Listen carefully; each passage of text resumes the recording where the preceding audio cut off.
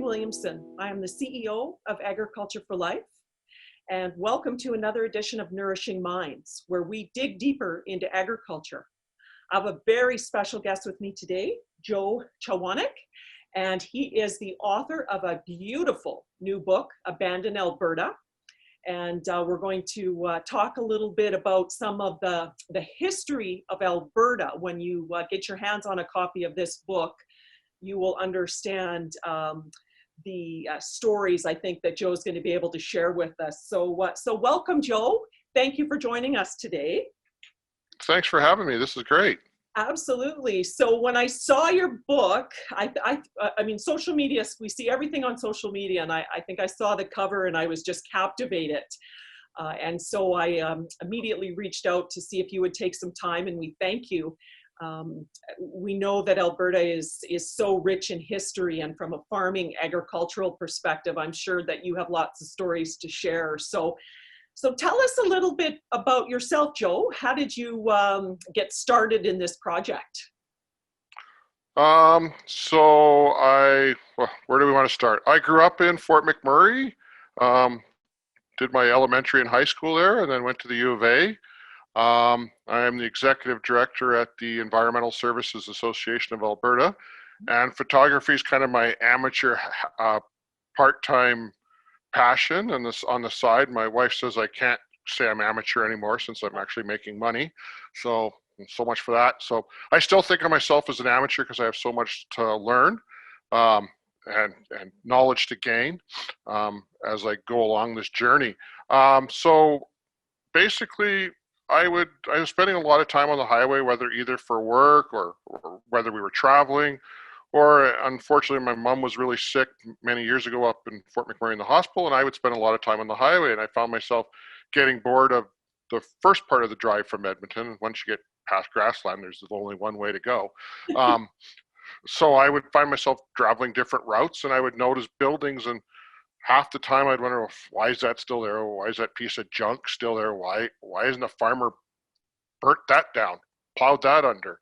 And and then didn't think much of it. And then one day, for some reason, I decided to take my camera with me, and I clicked some photos, and what I saw when I looked at the camera was different than what I'd seen. Not that it hadn't been different before, they'd always been there, but something tweaked interest in me to learn more about the buildings and the history. Well, and I think that's so intriguing, Joe, because as you say, when you first saw the buildings or the structures or whatever it may be, you kind of thought it's junk. Why is it still there? And I'll be honest, I've driven around Alberta a lot and gotten to some rural communities thinking, wow, that probably should be torn down. Is that a safety hazard? Those sort of things. But you saw art, you saw histories, you saw the stories, the stories that are connected, the love, the hardship, the blood, sweat, and tears that go behind all of those structures. And I think that's, the beauty. I know as I've looked through your book, some of the images that you've captured are just breathtaking. And so if you're just learning how to take photos, kudos to you. They're spectacular. And so I did get the goosebumps looking through the book and looking through the images, because you did capture stories. You did bring them alive with emotion. So tell us a little bit about when you were out and as it relates to some of the farms. How did you find, you found some of the images that you photographed as you were driving, but how did you find those deep sort of hidden treasures? Did people reach out to you and say, we hear what you're doing? Or, how did you get into some of these areas? For the first couple of years when I was started, say about 2017 or so, when I started doing the buildings, I would just randomly drive when my wife was working and spend hours, the full day on the road, just searching, looking, photographing from the road. And I know some of your viewers won't like to hear this, but occasionally back then I would, jump a fence and get closer and take some photos. And I was always respectful. I never damaged anything, never take anything. I say that in the book, that you should only take memories and only leave footprints, because it is still someone's property. Mm-hmm. But since then, I've I learned some lessons along the way. I had a couple run-ins with some landowners, which are rightful.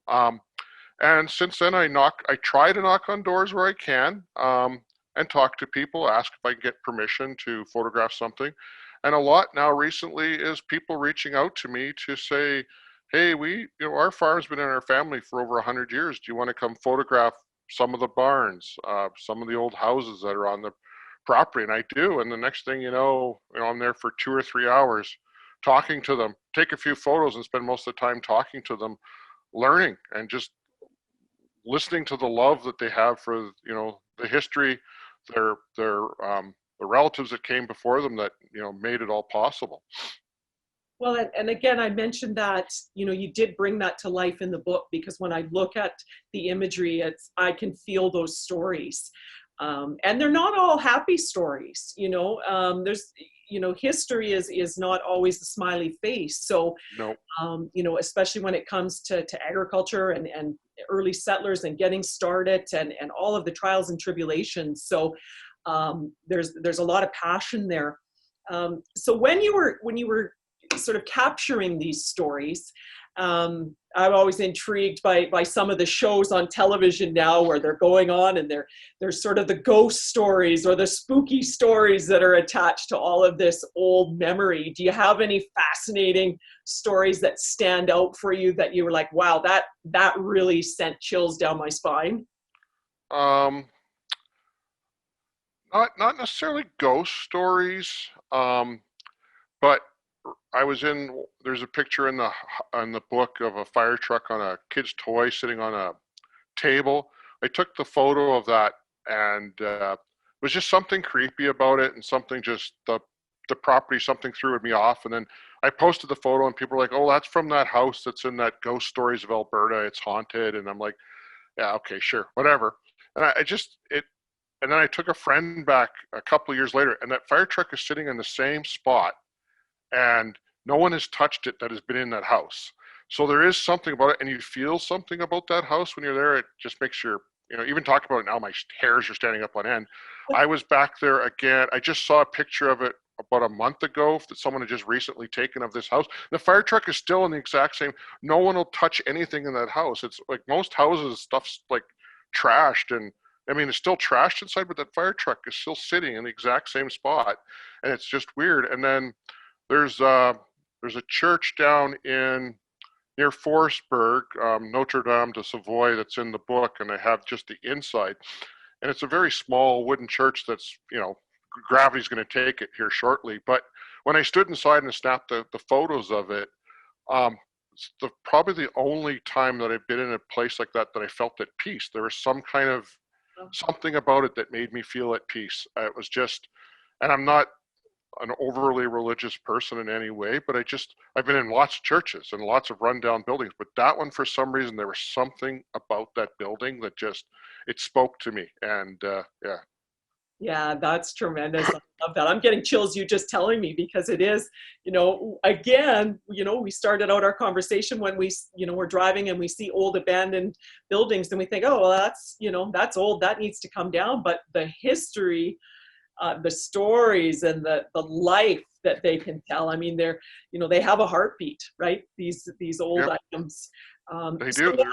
They're still part of they're still part of someone's family, and there's a connection to it. And as one family told me, I asked them, why is the house still standing on your property? No one's been in it, other than the odd time in the last 40 years. Why is it still standing? They're like, we're a bunch of avoiders. We're not hoarders, we're avoiders. We just can't deal with it. We don't want to deal with it. It has so much history.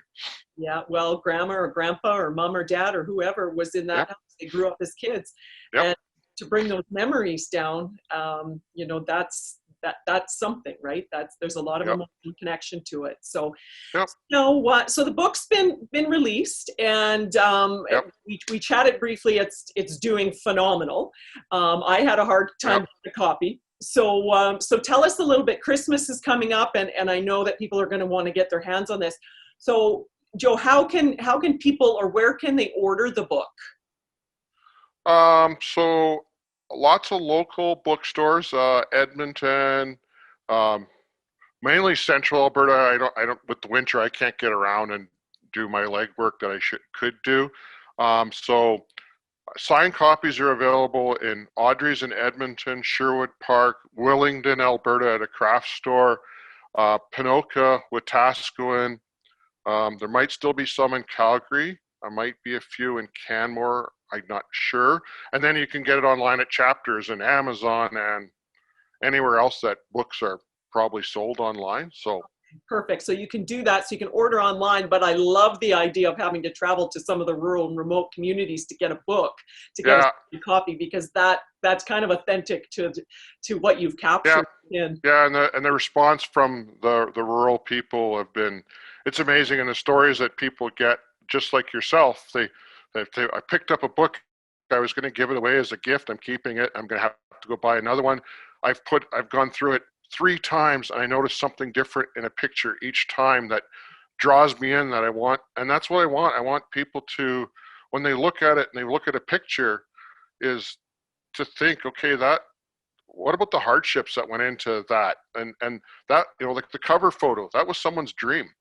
Yes. That was a dream. That was 8 or 9 people lived in that tiny, tiny house. They came from Nova Scotia and farmed, and that was their dream. And when I drove by I took that photo that's on the cover in January or February of this year. It was the last photo that was shot for the book, and I drove by there this summer, and I literally welled up because it had fallen down.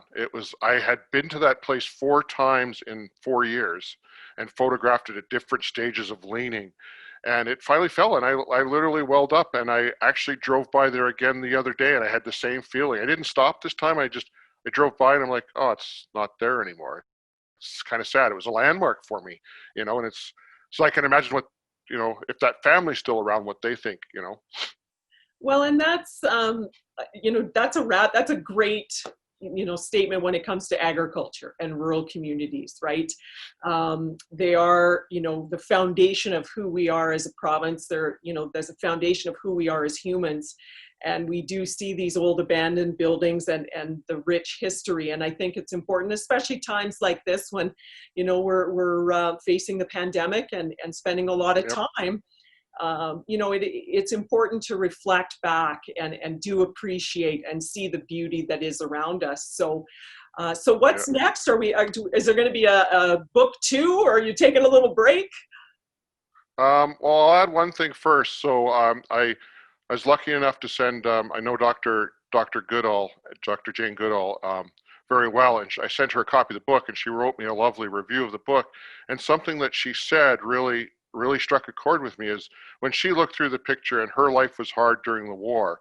And she said, but not as hard as those people that would have had to survive the Canadian winters on the prairies, but they only ever used as much as they needed. They never overused, and they survived, and they were strong and good people for it. So that stuck with me. It's so powerful that you think about, even now, farmers don't use more than they need. They get by with what they need, and what to provide. Yes, their crops are bigger because they're providing for more people, but it's very true.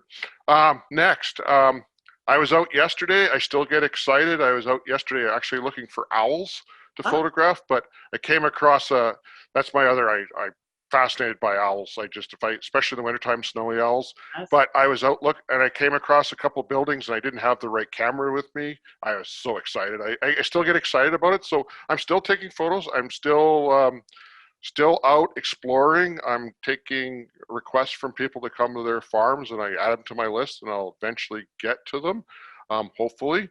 And I'm hoping that the publisher is going to ask for a second one. I'm hoping.